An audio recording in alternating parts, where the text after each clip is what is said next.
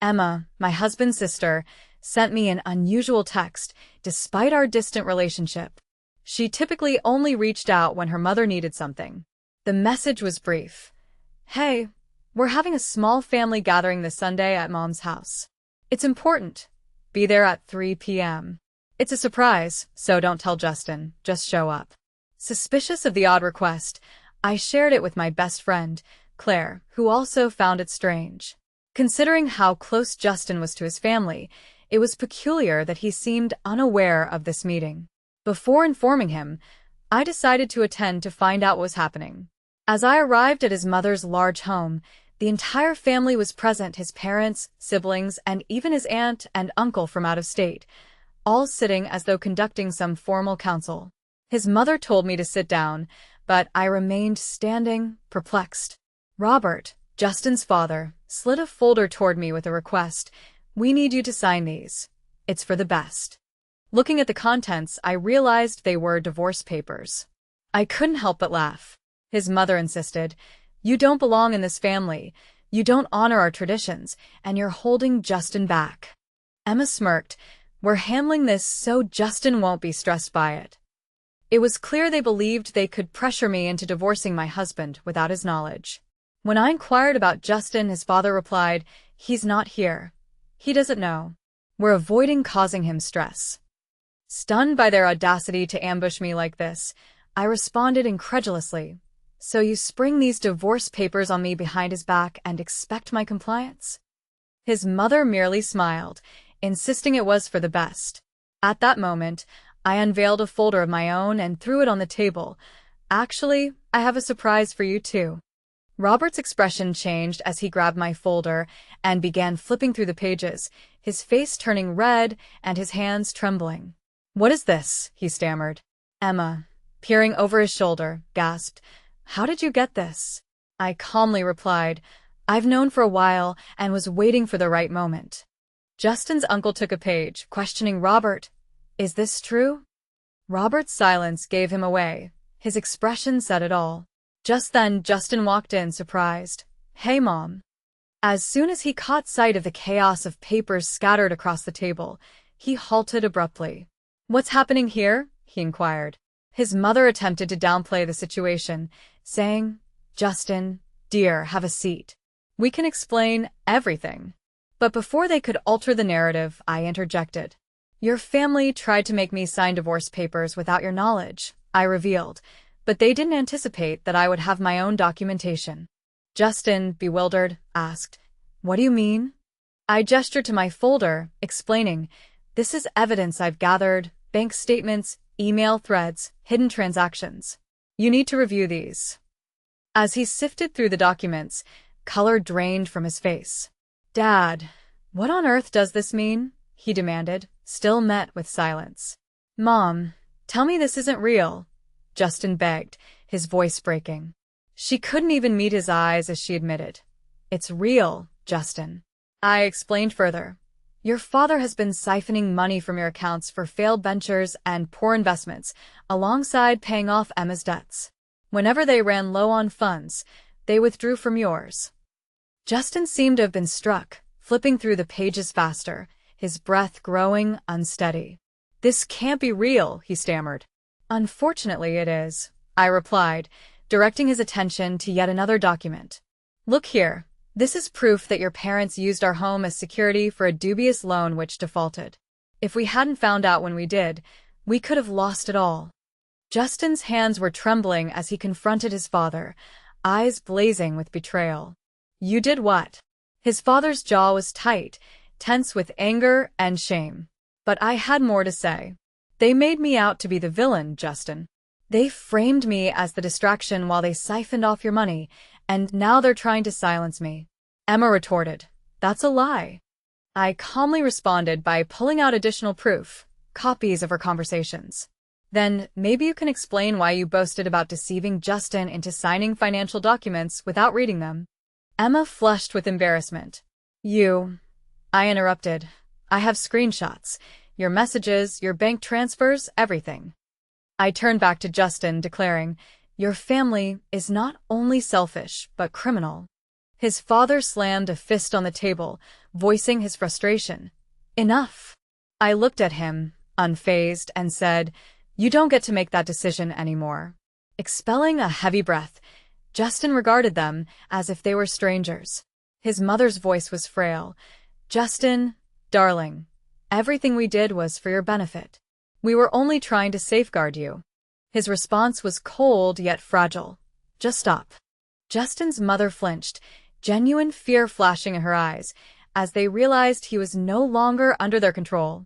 Before him lay the divorce documents, those they'd tried to make him sign, alongside his own, the ones meant to free him from their grip. His voice was low but resolute. "What's our next move?" I smiled, gently pushing a pen across the table toward him. "Sign mine first," I instructed.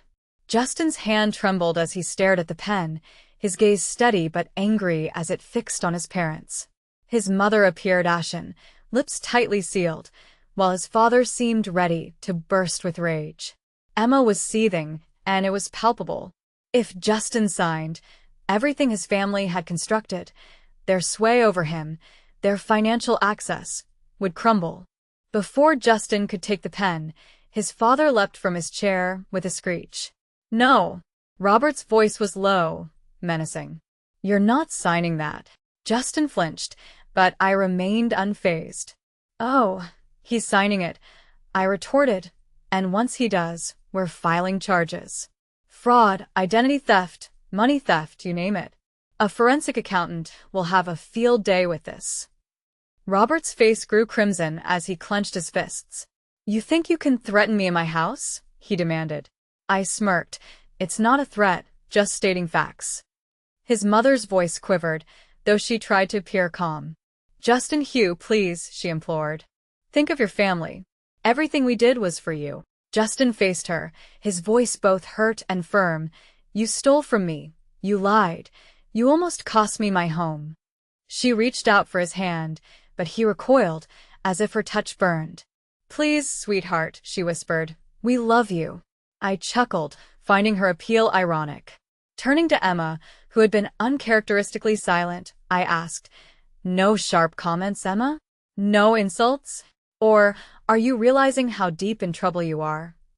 Emma's mouth gaped, then snapped shut as she shifted her gaze between her parents and me. She suddenly retorted, "You want the truth?" I arched a brow. I do love the truth." Emma sneered. "Fine. You were never a part of this family. We only put up with you. The only reason my parents didn't kick you out sooner was because Justin was too blind to see through you." Justin's fists tightened and he warned, "Emma," yet she persisted. "You're nothing without Justin." She spat, contemptuous. "What will you do when this ends?" "Justin's achievements stem from us, his connections ours, his opportunities ours. Take him away and watch how fast your life unravels." I tilted my head. "Is that so?" Emma crossed her arms smugly. "Yes, go on, leave. Divorce him, take your little." After finally getting our revenge, I chuckled while maintaining eye contact and reached for another folder. Her smirk vanished instantly. "What's that?" she asked. "Oh, Emma," I replied, tapping my fingertips together. "Did you really believe I wouldn't dig deeper before coming here?" I tossed the folder onto the table right next to the divorce papers. "Let's discuss embezzlement." Emma froze, and her father's head whipped towards her as if he'd been shocked. "What?" he exclaimed, while I nodded towards the evidence-filled folder. "Turns out Little Miss Perfect here has been siphoning funds from her family's accounts for ages." Emma's complexion turned ashen. "That's a lie," she insisted, but I revealed the contents: bank statements, fake invoices, and payments to herself disguised as business expenditures. "And here's the kicker," I added, sliding a specific document toward Justin. "Recognize this name?" Justin examined it, his eyes widening. "This is Derek." Emma's panic was evident. "Shut up," she yelled. Justin, visibly hurt and angry, looked at her. "The Derek that you claimed was just a friend? The one you swore you had nothing with?" Silence prevailed. "Wow," I remarked, shaking my head. "Not only did you embezzle from your own family, but you were also funneling money to your side piece." Emma lunged at me, but Robert caught her arm. Is this true? He asked in a dangerous tone. Emma wrenched her arm free, but remained mute because she couldn't deny it. Her father's face contorted in fury. You fool, he shouted. Do you even grasp the magnitude of your actions? Her mother's hands flew to her mouth. Emma, say it isn't true.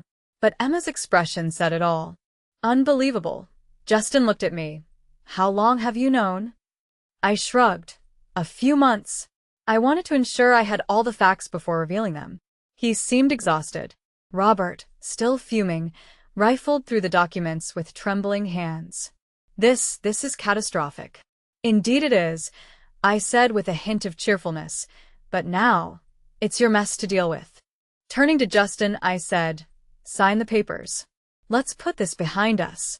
Justin glanced at me, then at his mother, who was sobbing into her hands, and his father, who sat in shock. Finally, his anger at Emma boiling over, he picked up the pen and signed. In that moment, their hold over him dissolved. His father griped the table in anger. You'll regret this, he seethed. But I smiled confidently. I highly doubt it. Gathering my papers, I took Justin's hand, and we left their home in disrepair. When Justin's pen hit the paper, it was the closure we both needed. Together, we walked away with dignity, leaving his family entangled in the mess they created, but my quest for revenge wasn't fully complete. The best revenge, after all, is served slowly and in the light of day. Phase 1: Financial Ruin. I delivered all the necessary documentation to both a lawyer and a forensic accountant. When money matters are mishandled as they were, the IRS takes a keen interest. Within weeks, an investigation was launched into Justin's father's enterprise. False reports and questionable loans came to light, revealing that even their home, leveraged for unsound investments, wasn't safe. The bank soon claimed their Grand Charleston residence, repossessing luxury vehicles too. Their long-standing family business, succumbing to lawsuits and unpaid debts, collapsed. A friend informed me that the seizure of their home led to a complete breakdown for Justin's mother. Did I feel sympathy? Absolutely not. Phase 2: Emma's collapse. Emma, the reputed golden child, believed her position was invincible. How wrong she was. Her embezzled funds, fabricated invoices, and transactions with her boyfriend Derek were all submitted to the authorities. With her dad's business unraveling, no one remained to protect her. Charged with fraud, money laundering, and theft, her arrest was a moment of triumph for me. I celebrated it with champagne. Attempting to play the victim didn't sway anyone, and I ensured her employer was well informed. She got terminated and blacklisted. As disaster struck, Derek disappeared, leaving Emma to face the fallout alone. Last I heard, she was eking out a miserable existence in a dreadful job, overwhelmed by debt, and ostracized by the high society crowd she previously flaunted. Good riddance. Phase 3: Divorce and Liberation. Justin and I expedited our divorce, and I secured my rightful portion, my share of our assets, the house they risked so foolishly, and, most importantly, my peace. Justin bore responsibility as well, allowing his family excessive reign.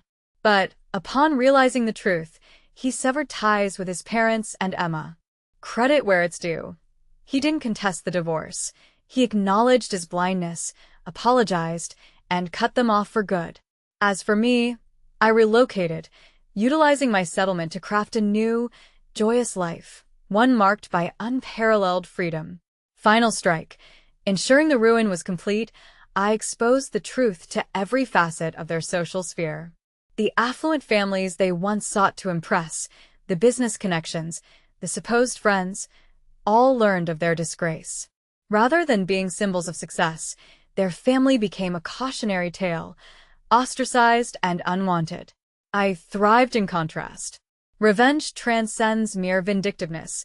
Sometimes it's about watching individuals self-destruct. I witnessed the whole saga unfold. The end.